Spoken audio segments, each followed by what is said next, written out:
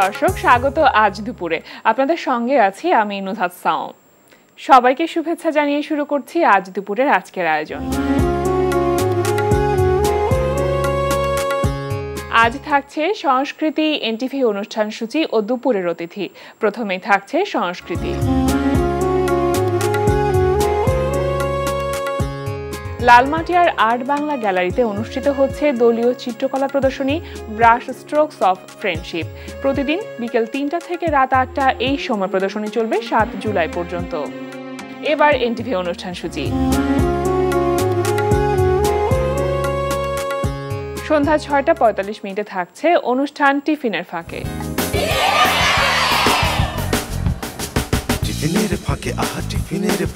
রাত ৮টা ২০ মিনিটে থাকছে ধারাবাহিক নাটক ঘরের শত্রু বিভীষণ। দেখ সীমা, কিছু মনে করিস না।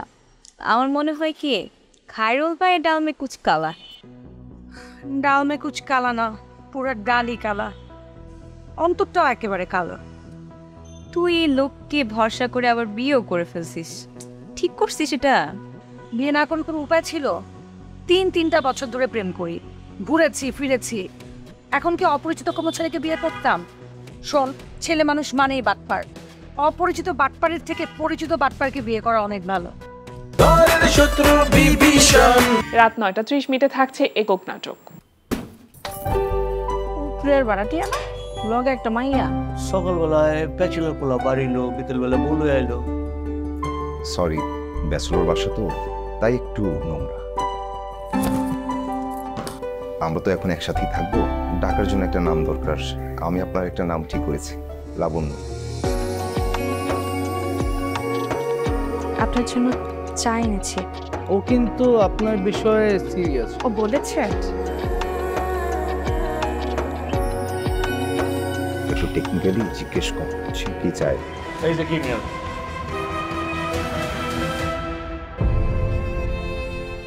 রাত ১১টা ৩০ মিনিটে সরাসরি সম্প্রচার হবে টক শো এই সময়।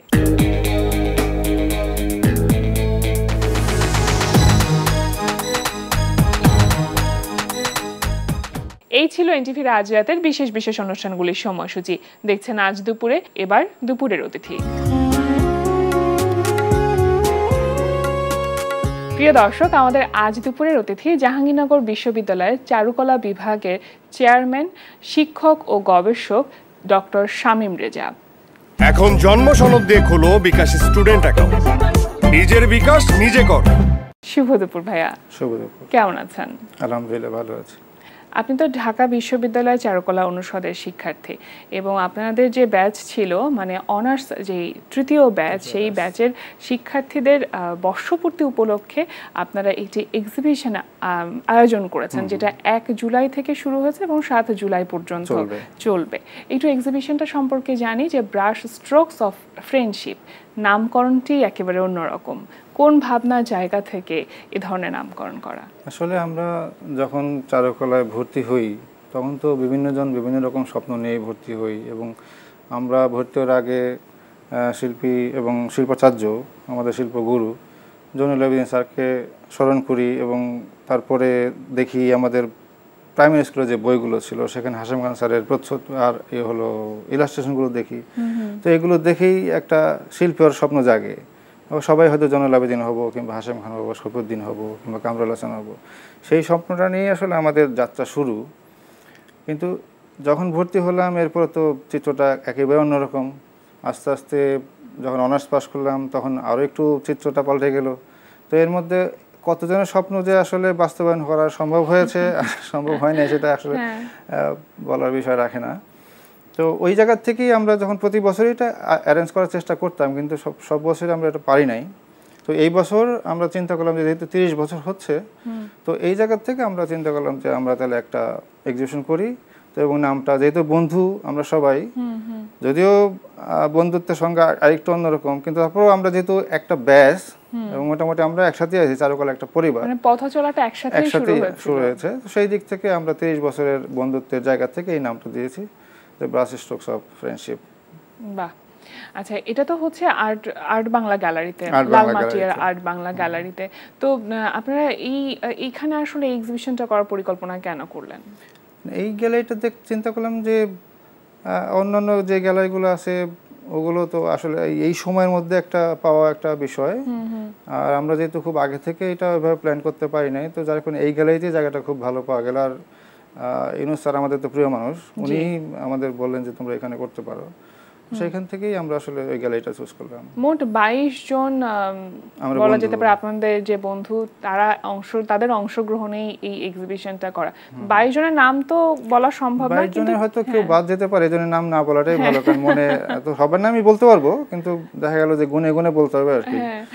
কি কি ধরনের কাজগুলো নিয়ে মূলত এখানে আমাদের 22 জনের 36টা কাজ থাকবে। আচ্ছা, প্রায় প্রতিটা ডিপার্টমেন্টেরই কাজ থাকবে এখানে, যেমন পেইন্টিং ডিপার্টমেন্ট থেকে যারা আছেন তারা পেইন্টিং কাজ দিচ্ছেন, এবং যারা ভাস্কর্য থেকে আসেন তারা ভাস্কর্যের কাজ দিচ্ছেন। আমি যেমন কারুশিল্প থেকে আসছি, বা আমরা যারা যে কয়েকজন আসি, কেউ ট্র্যাপেস্ট্রি যেটা উল দিয়ে বানানো সেটা, আমি দিচ্ছি স্ক্রিন প্রিন্ট যেটাকে বলে সেরিগ্রাফি, তো প্রিন্ট মেকিংয়েরও আছেন, মানে ছাপচিত্র যেটা, সেখানে সেই ধরনের কাজ আছে, গ্রাফিক ডিজাইনের কাজ আছে, ইলাস্ট্রেশন আছে, সব বিভাগেরই মোটামুটি বেশ ভালোই একটা ভালো মানেরই কাজ আছে। আচ্ছা, এক্সিবিশনটার ওপেনিং তো হয়েছে 1 তারিখে, একটু জানতে চাইবো যে সেদিন কারা উপস্থিত ছিলেন অতিথি হিসেবে?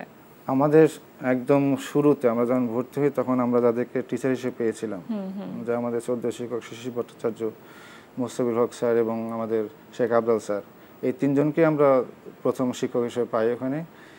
ওই চিন্তা থেকেই আমরা তাদেরকেই গেস্ট করেছি, এবং আমাদের স্পেশাল গেস্ট থাকবেন স্যার শিল্পী ইউনুস। কি মনে হচ্ছে, কেমন সাড়া পেয়েছেন? আমি তো মনে করি যে খুব ভালো, দারুণ একটা অভিজ্ঞতা এবং ভালো সাড়া পাচ্ছি। এটা কি আপনারা পরবর্তীতে আরো চলমান রাখার চিন্তা ভাবনা করছেন? চেষ্টা করব প্রতি বছরই এটা করার জন্য। এবার একটু জানতে চাইবো, যেহেতু আজকে শেষ দিন এবং এর পরে আসলে আপনারা কোনো পরিকল্পনা করছেন কিনা যে পরবর্তীতে আর কোনো এক্সিবিশন করা যায় কিনা আপনাদের এই টিম থেকেই? হ্যাঁ, এটা আমাদের প্ল্যান আছে, এবং আমাদের কিন্তু এর মাঝে মাঝে ছোট ছোট গ্রুপ করে কিন্তু আমরা এক্সিবিশন করেছি, একবারে একই ব্যাচের যারা আছেন তাদেরকে নিয়ে করেছি। এইবারই হলো যে একদম টোটাল ব্যাচকে আমরা চেয়েছিলাম যে আমরা যতজন ছিলাম সবাইকে নিয়ে একটা এক্সিবিশন করার, সেটাও অনেক সময় হয় নাই, 22 জন আমরা পেরেছি, কারণ আমরা তো অনেকেই ছিলাম ভর্তি, তখন আস্তে আস্তে তো অনেকেই চলে যায়, কেউ কেউ দেশের বাইরে চলে গেছে, দেশের বাইরেও আছে, দেশের বাইরে থেকেও একজন অবশ্য পার্টিসিপেট করেছে, এখন কানাডা থাকে, সে এখানে সে একটা দিয়েছে, ওই তার নিজের চুল ব্যবহার করে একটা সেলাই করে করে একটা শিল্পকর্ম করেছে, একটা বাচ্চাদের ড্রেস প্লাস একটা আচ্ছা, আর আপনার কি ধরনের কাজ ছিল, যেহেতু আপনি কারুশিল্প বিভাগের এবং সেটা নিয়ে গবেষণা আপনার করা হচ্ছে? হ্যাঁ, আমি সাধারণত আমি জেনে শুনে আসলে বুঝেই কারুশিল্প বিভাগে আমি গিয়েছিলাম, তো ওখানে আমি দেখলাম যে আমাদের দেশীয় যে মাধ্যমগুলি কাজ ওইগুলো আমার খুব বেশি টানে, এই কারণে আমি ওই কাজগুলোর প্রতি আগ্রহী হয়ে আমি কারুশিল্প ডিপার্টমেন্টে যাই, এবং ওখানে যাওয়ার পর আমি আমাদের দেশীয় মাধ্যম যেমন উল, তারপরে কাঠ, বাঁশ, বেত, তারপরে বুনন, মানে যেটাকে আমরা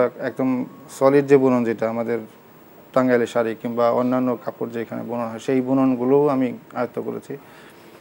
এই মিডিয়াগুলো, আর একটা আছে ধাতু, যেমন তামা, কাঁসা, পিতল, এগুলো নিয়েও কাজ করেছি অনেক। দারুশিল্প নিয়েও আপনি তো কাজ করেছেন। ওই দারুশিল্পের মধ্যে কাঠই বলা যায়, মানে দারুশিল্প মানে তো কাঠ, মানে দারু শব্দের অর্থ হলো কাঠ, জি, ওইটা এই জন্যই কাঠ বলে সবই ওর মধ্যে পড়ে যায়। আর এমনিতে আমাদের দেশে একটা প্রচলিত আছে যে দারুশিল্প মানে হচ্ছে কাঠমিস্ত্রিদের কাজ, বা যারা খাট, পালং কিংবা সিন্দুক, এই যে জাদুঘর যেগুলো সংরক্ষিত আছে সেগুলো হচ্ছে দারুশিল্প। কিন্তু আমি এই জায়গাটা থেকে একটু দ্বিমত পোষণ করছি বলে আমি এটা নিয়ে পিএইচডি গবেষণাও করেছি, যে আমার একটা শিরোনাম ছিল বাংলাদেশ জাতীয় জাদুঘরের সংরক্ষিত দারুশিল্প এর নন্দনতাত্ত্বিক সমীক্ষা। তো আমি এইটাই বলতে চাইছি যে আমাদের এই সময়ে যে কাজগুলো হয়েছে সেই 1000 বছর আগে থেকেই যদি ধরি আমি, তাহলে দেখা যাবে যে এইগুলোই আসলে আমাদের আর্ট।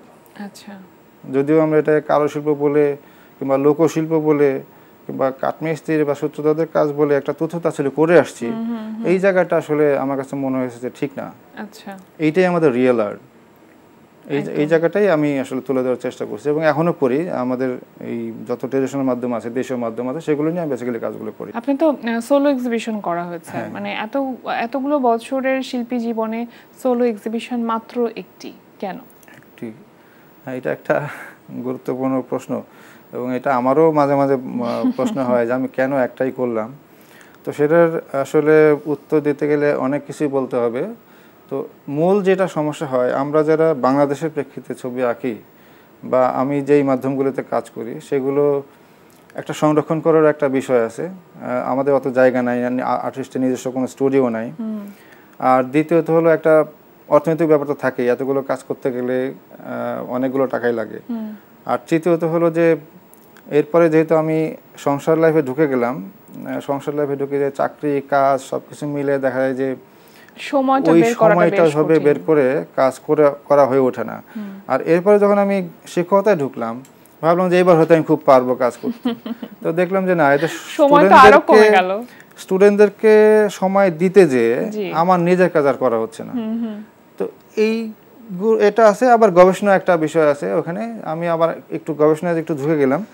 কারণ আমাদের যেহেতু লোকশিল্পটাকে আমি চাইতেছিলাম যে, বা কারুশিল্প যেটাকে বলতেছি, মানে আমার এই বিষয়গুলো একটু সামনে তুলে ধরা। কারণ এগুলো নিয়ে গবেষণা আসলে খুব হয় নাই, ওইভাবে বলতে গেলে একাডেমি জায়গাতে গবেষণা খুবই কম। এই জন্যই আমি ওই গবেষণা বিভাগে ঝুঁকে গেলাম। আর গবেষণা করতে গেলে তো আসলে ওটা এক ধরনের সাধনাই আমি বলি আর কি। সো দুইটা কাজ আসলে একসাথে হয় নাই। আমি গবেষণা 7 বছর করেছি। এই জন্য এইবার আমি একটু মনে হচ্ছে একটু রিলিফ পাচ্ছি। সোলো এক্সিবিশনটা কতদিন আগে হয়েছে? বা 2006 এ করেছিলাম বেঙ্গল গ্যালারিতে 2006 এ। তো এবার আমি আবার একটা প্ল্যান করতেছি যে আমি লম্বা একটা বিরতি, অন্যান্য এক্সিবিশন তো আপনার অনেক করা হয়েছে দেশে এবং দেশের বাইরেও করা হয়েছে। দেশের বাইরেও করেছি, গ্রুপ করেছি, কিন্তু সোলো একটাই। নেক্সটে হয়তো আমি ইয়ারে একটা চিন্তা করছি যে এবার আমি একটা সোলো করব। আচ্ছা, সেই হিসেবে প্রস্তুতি নিচ্ছে। এবং আমরা কি আপনার কাজগুলো আসলে সব কারুশিল্প কেন্দ্রিক কাজগুলোই দেখব, না পেইন্টিং বা এই ধরনের কাজও দেখতে পারি? পেইন্টিংও করেছি আমি বেসিক্যালি রং খুব কম ব্যবহার করেছি আমার ক্যানভাসে। আমি বেশিরভাগ আমার লাস্টে যে মাস্টার্সের যে পর্বের যে কাজগুলো ছিল সেগুলো ছিল একদম দর্জিদের ফেলে দেওয়া যে টুকরা কাপড়গুলো, এগুলো আমি টোকায় নিয়ে আসতাম অ্যাপ্লিক করার জন্য। অ্যাপ্লিক ঠিক বলবো না ওটাকে আমি। এখন জন্ম সনদ দিয়ে খোলো বিকাশ স্টুডেন্ট অ্যাকাউন্ট, নিজের বিকাশ নিজে কর। ওটাকে প্যাচওয়ার্ক নাম দিয়েছি আসলে। যে ওটাকে নানাভাবে আমি এনে কম্পোজ করতাম। মানে ওই কাপড়ের রং, কাপড়ের ফর্ম, টেক্সচার, সেলাই দিয়ে টেক্সচার তৈরি করতাম। এটা দিয়ে আমি একটা কম্পোজিশন তৈরি করতাম। এটাই ছিল আমার মূল কাজ। পুরো 2 বছর যে মাস্টার্স করেছি সেই মাস্টার্সের পর্বের কাজ। এরপরে বের হয়ে এক্সিবিশনটা আমি ওটা দিয়েই করলাম, একদম টোটালি প্যাচওয়ার্ক দিয়ে, এই টুকরা কাপড় জোড়া দিয়ে। এবং এই কনসেপ্টটা আমার আসে হচ্ছে, আমি যখন রাজস্থানে বেড়াতে যাই ওখানে যে দেখলাম যে ওরা ওদের ওই পুরনো ফেলে দেওয়া কাপড় দিয়ে ওরা কিছু তৈরি করে, ব্যাগ, অন্যান্য জিনিসপত্র তৈরি করছে, কিংবা কাঁথাও তৈরি করছে। তো আমি দেখলাম যে এগুলো তো আমি ছোটোবেলায় দেখেছি, আমার নানা বা নানি বা আমার খালা বা আরও সিনিয়র যারা ছিলেন বা আশেপাশে, এগুলো দিয়ে তারা ওই পুরনো কাপড়টা কিন্তু ফেলে দিতেন না, পুরনো কাপড়টাকে রেখে দিতেন এবং ওটার পাড়টাকেও ছিঁড়ে আলাদা করে পেঁচায় রোল করে রেখে দিতেন। এবং কিছু কিছু সময় ওই পাড়ের সুতা দিয়ে তারা কাঁথা সেলাই করতেন। কতগুলো কাপড় জমা হয়ে গেলে ওই যেখানে ছিঁড়ে যেত ওইখানে তালি দেওয়া বলি আমরা আর কি আমাদের ভাষায়। তো তালি দিয়ে নানা রকমের ওই সেলাই দিয়েই ছবি আঁকতো, বিভিন্ন রকমের ফুল, লতা পাতা বা এই ধরনের। সেগুলোর মধ্যেও শৈল্পিক কত ব্যাপার ছিল। ওইটা আমার মাথায় যখন আসলো যে তো আমাদের দেশে তো এরকম হয়, তা আমি কেন এটা নিয়ে কাজ করতে পারি না? তখন আমার কাছে মনে হলো যে হ্যাঁ, আমি এটা নিয়ে কাজ করতে পারি। আমি তখন এইভাবেই আস্তে আস্তে এই কাজটা শুরু করলাম। আপনি যখন প্রথম চারুকলায় কারুশিল্প বিভাগে গিয়েছেন এবং আজকে যখন আপনি এটার ব্যাপারে শিক্ষকতা করছেন, এই বিষয়কে নিয়ে শিক্ষকতা করছেন, তখন আসলে কতখানি পার্থক্য দেখেন বা কারুশিল্পের উন্নয়নটা আসলে কিভাবে হয়েছে? আমি মনে করি যে যেহেতু কারুশিল্প নাম ছিল বিভাগটা, ওইভাবে বলতে গেলে কিছু হয়নি গবেষণা। আমাদের কারুশিল্পীদের নিয়ে চিন্তা ভাবনা করা বা কারুশিল্পীদের নিয়ে কাজ করা, এদেরকে ডেভেলপ করার জন্য বিভিন্ন জায়গায় নিয়ে যাওয়া, এই জায়গাটা অতটা হয়নি। এখন হচ্ছে, এখন অনেকেই আমরা একটু সচেতন হয়েছি, অনেকেই এটা নিয়ে গবেষণা করতেছি, এখন অনেকেই গবেষণা করছে। আসলে এটা আসলে গবেষণা ছাড়া আসলে কোনো কিছু ডেভেলপ করা সম্ভব না। একদম না। যদি একটা গোষ্ঠীর আমি ডেভেলপ করতে চাই, তার আগে আমার গবেষণা করতেই হবে, এটা জরুরি।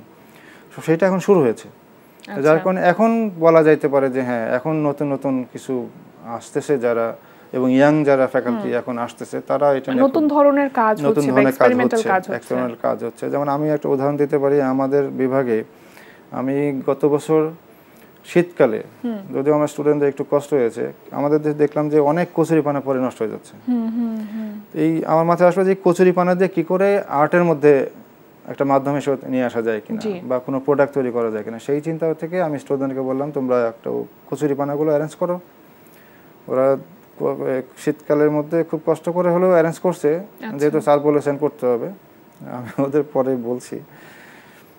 তো ওরা দেখলাম যে মজার কিছু কাজ করছে কচুরিপানা থেকে, বুনে বুনে একটা সুন্দর লম্বা করে যেটাকে আমরা প্লেসমেন্ট বলতে পারি সেরকম ধরনের কিছু জিনিস তৈরি করছে। আবার কেউ দেখলাম সুন্দর ভাস তৈরি করেছে, কেউ দেখলাম বিভিন্ন ধরনের ঝুড়ির মতো এগুলো তৈরি করেছে কচুরিপানার পাতাটা দিয়ে, কচুরিপানার ডাটাটা দিয়ে, ও আচ্ছা, একদম প্রসেস করে এখন পর্যন্ত ওর ভালো আছে, কোনো ফাঙ্গাস ধরেনি ওর মধ্যে। এই একটা গেল কচুরিপানাতে বিভিন্ন, ওটা আবার আর্ট ফর্মেও নিয়ে গেল অনেকেই, যে সেটাতে বুনে এটা বেশি যে আমরা বুনে ওর মধ্যে ফর্ম তৈরি করলো, এক ধরনের টেক্সচার তৈরি করলো। আবার আরেকটা মাধ্যম নিলাম যে আমাদের যে পাতাগুলো পড়ে, ওদের বললাম তোমরা একদিন একটু ক্যাম্পাসটা ভিজিট করো, মানে ঝরা পাতা যার যেটা ভালো লাগবে তুলে নিয়ে আসবে। তো ওরা ওই রকম করে যার মতো যেটা ভালো লাগছে সেই পাতা নিয়ে আসছে। তো এরপরে এরপর বললাম যে তোমরা এখন এটা সাজাও, একটা ক্যানভাস দিলাম ওদের যে তোমরা এটাকে সাজাও, মানে কম্পোজিশন করো। তো ওরা ওইটা করলো। তার মধ্যে একটা ছেলে কিন্তু বার্জার এবার অ্যাওয়ার্ডও পেলো, জাস্ট এই এটা কি বলে ইউক্যালিপটাস গাছের পাতা, সে জাস্ট একবার এইটা যেহেতু একটু বাঁকা পাতাটা এরকম করে সাজালো, আবার এরকম করে সাজালো, তাতে একটা রিদম তৈরি হয়েছে, ওয়েভের মতো তৈরি হয়েছে, এবং বিভিন্ন সেটা যেহেতু পাতা পাওয়া গেছে সব মিলে টোটাল একটা খুব মজার একটা কাজ দাঁড়িয়েছে। এবার বার্জার অ্যাওয়ার্ডও পেয়েছে সেই ছেলেটা। তো এরকম কিছু নতুন কাজ আমি ওখানে শুরু করেছি, যেগুলো মানে ইউনুস স্যার আমাদের এক্সিবিশনে গিয়েছিলেন, উনি বললেন যে অ্যাপ্রিশিয়েট করলেন আর কি, যেটা নিয়ে আরো কাজ হইতে পারে, ওয়ার্কশপ হইতে পারে।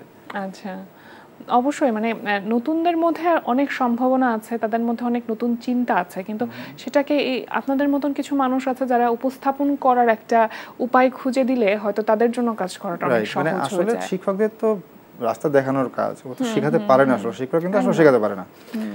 কারণ আমরা শুধু বড়দের কি করতে পারি, একটা রাস্তা দেখাইতে পারি, যারকে রাস্তা দেখলাম সে দুই রাস্তায় হাঁটে, তাহলে সে সফলকাম হবে। একদম। অনেক ভালো লাগছিল ভাইয়া কথা বলতে এবং আপনার কথা শুনতে।